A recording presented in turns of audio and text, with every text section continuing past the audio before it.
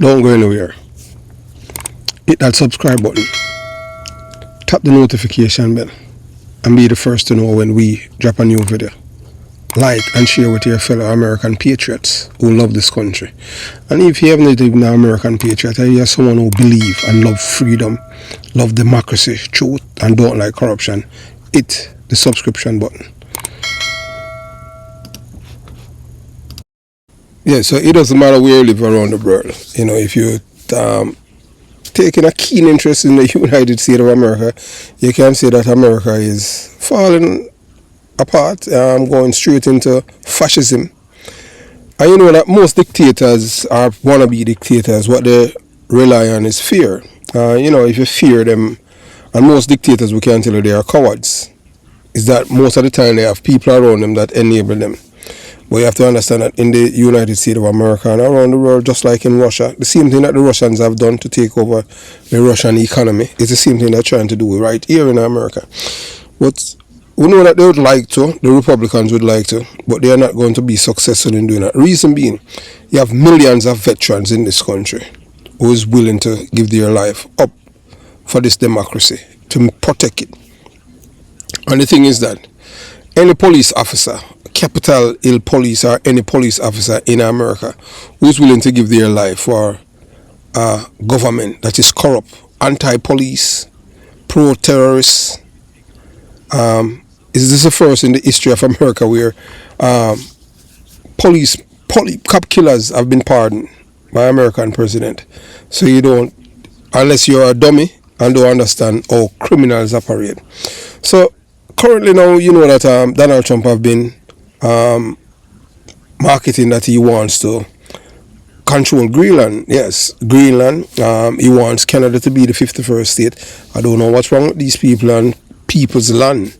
America wants to control the Gaza, in which the Israeli, they're bombing the hell out of the people that live in there, in which all of these things have been done by one race of people, white people, that brought these people from Europe and give them a piece of land in Africa. That has nothing to do with them. White people are not from Africa.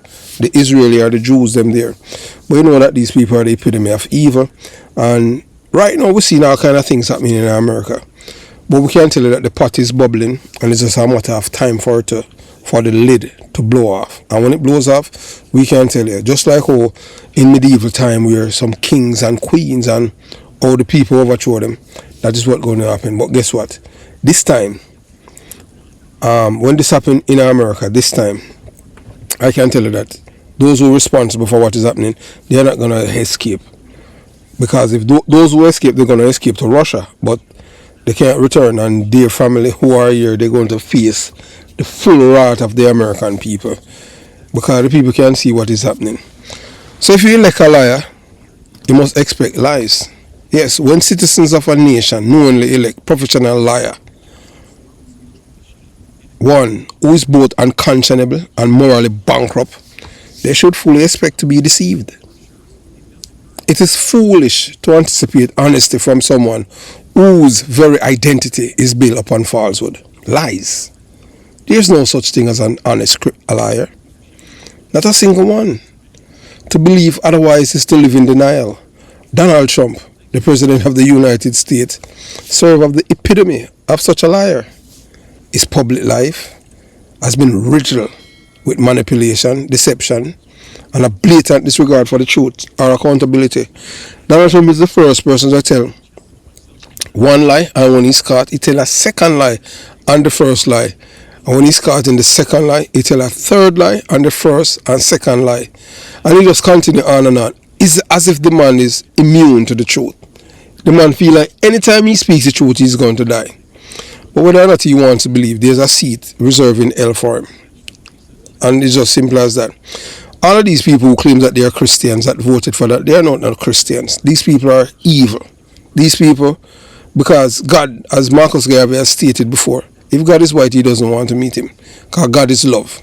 These people have no love inside of their heart. These people are just the epitome of evil. And it's one race of people that they hate, black people.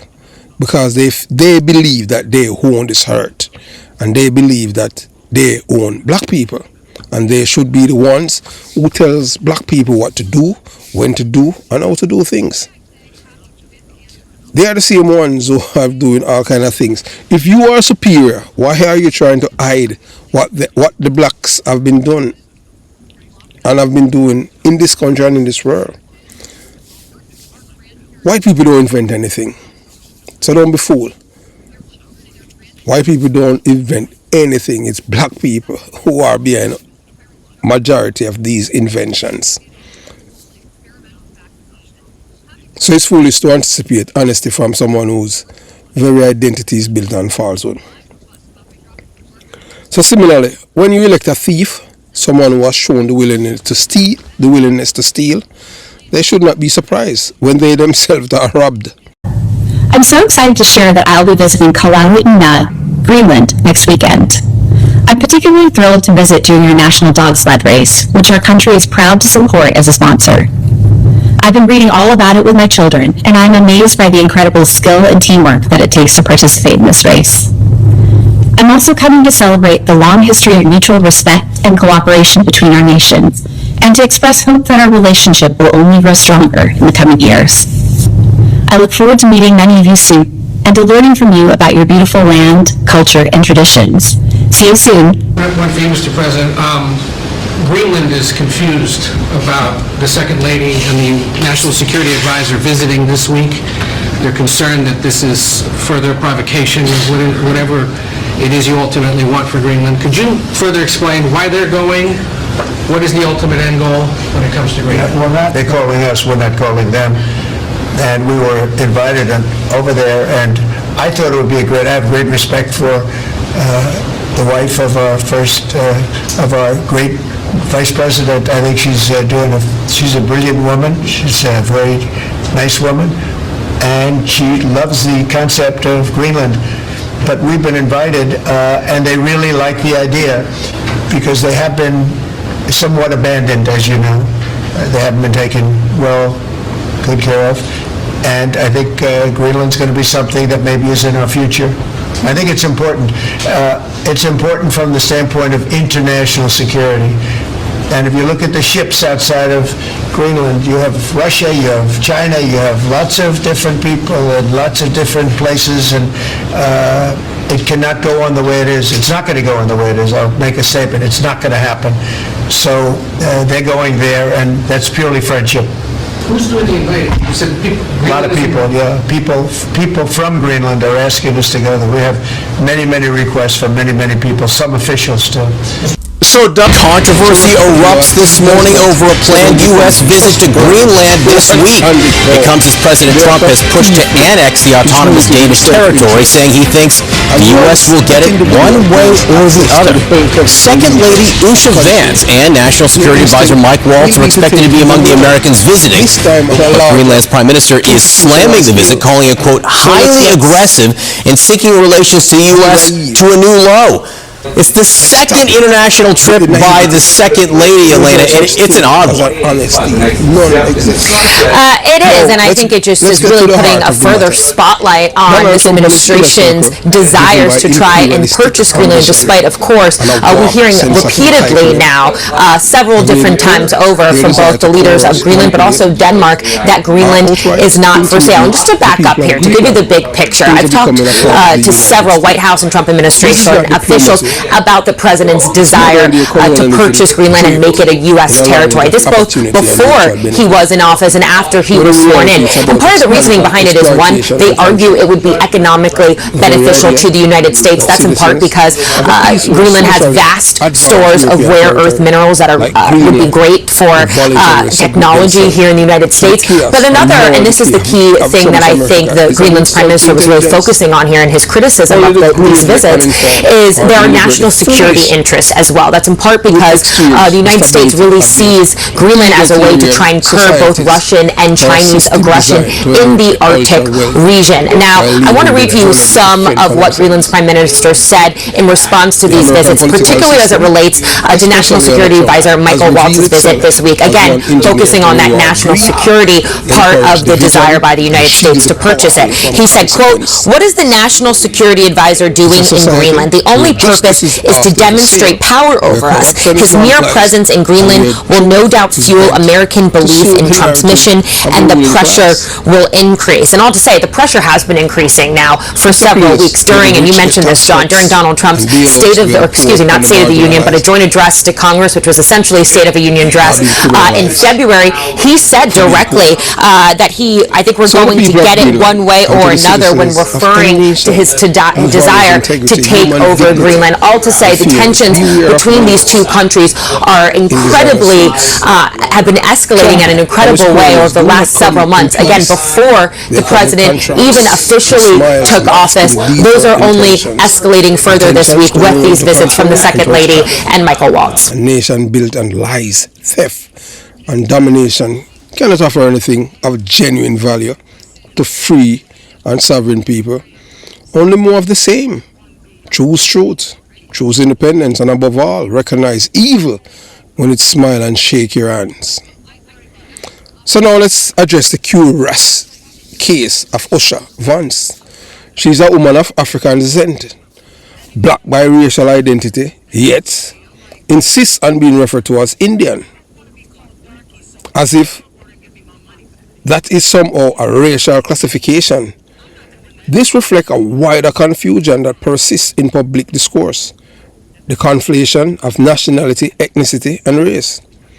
Let's be clear, race is primarily a classification based on physical characteristics, especially skin color. It is not the same as ethnicity, culture, or nationality. Saying one is Indian refers to national or ethnic origin, not racial identity. And while people of Indian heritage may belong to various racial groups, often categorized as South Asian, they are not racially separate from others based solely on their national roots. So when a black woman attempts to distance herself from her African ancestry by clinging to a national label, it suggests a deeper discomfort or rejection of racial truth in favor of societal acceptance. USHA Vance is married to J.D. Vance, the junior United States Senator from Ohio and newly appointed Vice President of America. Ironically, J.D. Vance was once among the loudest voices warning Americans about the dangers of Donald Trump. In his earlier, more candid comments, he compared Trump to America's Hitler, calling out the authoritarian tendencies and divisive rhetoric that Trump wields so recklessly. But power changes people, or more accurately, it reveals who they're willing to become to get ahead. Today, J.D. Vance has not only embraced Donald Trump politically, but has become a full-blown echo chamber of Trump ideology and language. The very man who once claimed moral high ground now parrots the same talking points he once condemned. It's a textbook example of political expediency, where principles are traded for proximity to power. And USHA, who seemingly wants to rewrite her racial identity to fit a more socially palatable narrative, stands beside him as a symbol of how identity, racial, political, or moral can be modeled and compromised for convenience. The Vances are a mirror to a broader American hypocrisy, a nation where race is often denied when it's convenient and the truth is buried beneath ambition, where yesterday's moral outrage becomes today's campaign slogan. It's the price is right. Save the Price is Right. Let us roll with it. I hope you enjoy listening today. Have yourself a beautiful day.